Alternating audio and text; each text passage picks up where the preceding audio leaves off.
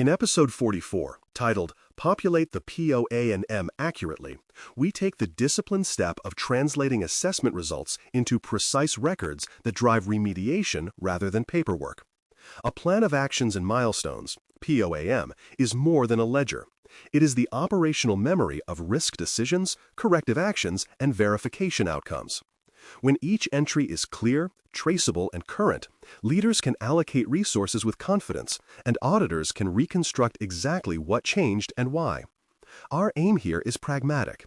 Turn every validated finding into a crisp record that names the weakness, explains the consequence, assigns accountable work, and defines the path to closure.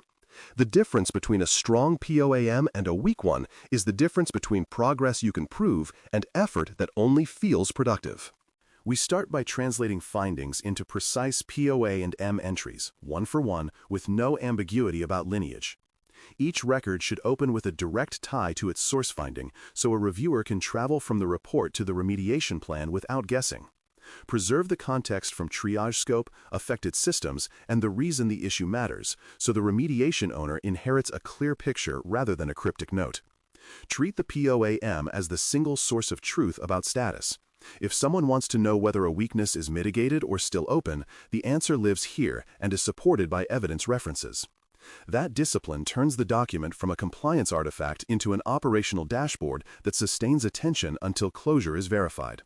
Unique weakness identifiers and consistent naming conventions are the backbone of traceability. Create identifiers that will survive reorganizations and tooling changes.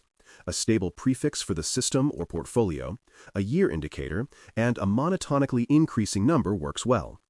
Pair that with a concise naming convention that starts with the control theme or component, followed by the salient condition, for example, IDM-privileged-roles-excess entitlement. Consistency matters because dozens or hundreds of entries will accumulate, and teams need to search, sort, and report without manual reclassification. When the identifier appears in change tickets, monitoring dashboards, and verification notes, you create a durable thread through the life cycle of the fix, which makes future audits faster and internal reviews far more reliable. Each entry must capture the source, control mapping, severity, and affected assets so that prioritization is defensible. Cite the exact assessment artifact or finding identifier that originated the weakness, and map the issue to the specific control requirements and parameters in play, not just a family label. Record the severity as determined during triage, including the rationale if business context adjusted a baseline score. List the affected assets in concrete terms: systems, components, roles, or data stores, using inventory tags that aligned with your system of record. This structured context answers the inevitable questions up front. Where did this come from? Which rule does it fail? How serious is it? And what parts of the estate are at risk if it remains open? Define remediation actions, owners, milestones, and target dates that reflect both risk and feasibility. Actions should be outcomes-focused and testable. For example, enforce least privilege on deployment roles across production clusters using role templates and approval workflow, rather than review access. Name one accountable owner for the entry, and, where necessary, list contributing teams in the narrative without diluting accountability.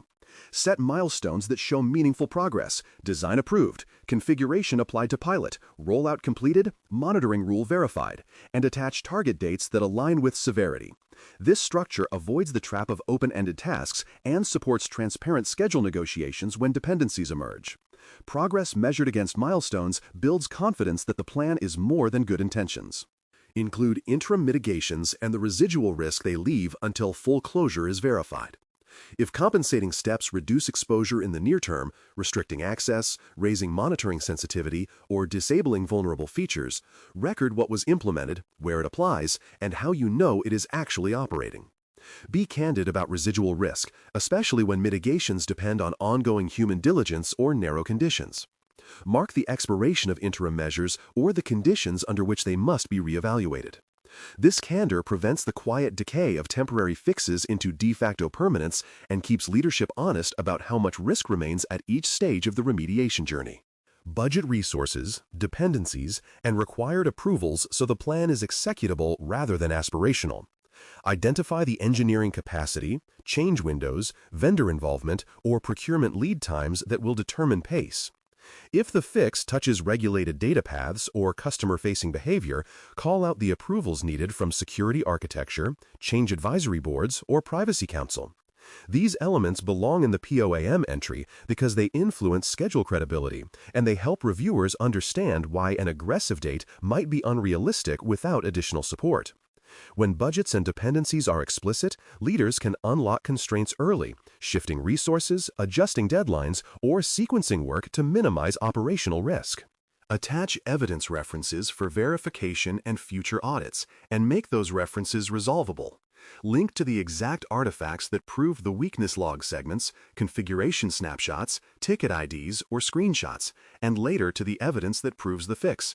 Use stable identifiers and, when possible, immutable storage or checksums to guard against accidental drift in referenced materials. State the verification method you will use at closure, the query, the interface, or the sampling routine that will demonstrate that the condition no longer exists. Clear references drastically shorten audit cycles and prevent the frustrating scramble to reconstruct what happened months after the change was made. Update status promptly after progress, setbacks, or rescoping, and record the reason for every change. Whenever a milestone is achieved, missed, or adjusted, update the entry the same day and include a dated note that explains what moved and why. If new information modifies the scope, perhaps the weakness is broader than expected, or a dependent system is unaffected, record the rescoping with the same rigor you applied to the original definition. Timely updates prevent the green dashboard, red reality problem and signal to sponsors and agencies that the program is controlling its risk rather than merely reporting on it.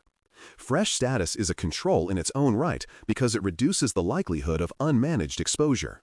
Consider a concrete example that illustrates closure mechanics. A vulnerability in an application framework is patched across production on March 15th after testing and staging. In the entry, record the change ticket, the exact version applied, and the verification evidence, a hash of the deployed package, and a configuration export showing the library version on representative nodes. Note the retest date scheduled for March 22nd with the replication steps from the assessment, and attach the results when complete. If compensating network filters were in place before patching, mark when they were lifted and why. This level of specificity prevents ambiguity later and demonstrates that closure was not just asserted but proven under the same conditions that revealed the weakness. Apply a firm guardrail. Avoid combining unrelated weaknesses into a single POA and entry even if they appear similar. Two distinct causes with different owners, assets, or remediation paths deserve separate records so that accountability and verification remain clean. Bundling may feel efficient at data entry time, but it creates confusion when one thread advances and the other stalls. If you must track a thematic initiative, create a parent narrative to explain the relationship and keep each weakness as its own child entry with its own schedule and evidence. Clarity at the unit of work level is what enables reliable status, accurate metrics, and trustworthy audit trails. Align formatting with sponsor templates and your system inventory so reports integrate cleanly with external and internal tooling. Use the sponsor's column names, date formats, and severity labels to avoid rework at submission time. And keep asset identifiers synchronized with your inventory system to prevent mismatches. Where the sponsor template allows optional fields, populate them when they add clarity, such as noting inherited controls or shared services. Harmonizing format is not mere bureaucracy. It reduces friction across every handoff, from governance review to agency submission, and ensures that automation imports, dashboards, and quality checks works in your favor. As a quick recap to reinforce the habit set, remember the essentials. Identifiers that do not drift, control mapping that ties the issue to a requirement, actions that name accountable work with dates, evidence that proves both the problem and the fix, and timely updates that keep reality and records synchronized. When those elements are present in every entry, the POA&M becomes a living mechanism for risk reduction rather than an after-the-fact ledger. The rhythm it creates, define, act, verify, record, teaches the organization to treat remediation as a core operational process. In conclusion, a carefully populated POA&M converts findings into sustained, verifiable improvement. Each entry reads as a compact story: what failed, why it matters, who is fixing it, how progress will be shown, and when the risk will be retired. The moment your current batch is entered with the rigor described here, the next action is straightforward and powerful: schedule weekly reviews. Those reviews turn the document into a cadence, keeping owners engaged, surfacing blockers early, and ensuring that evidence of closure is captured without delay. That is the practical finish line: risk reduced, proof in hand, and a repeatable engine that will carry the next assessment cycle with less friction and greater confidence. Thanks for listening. For more audio courses, daily newsletters, and more, please visit baremetalcyber.com.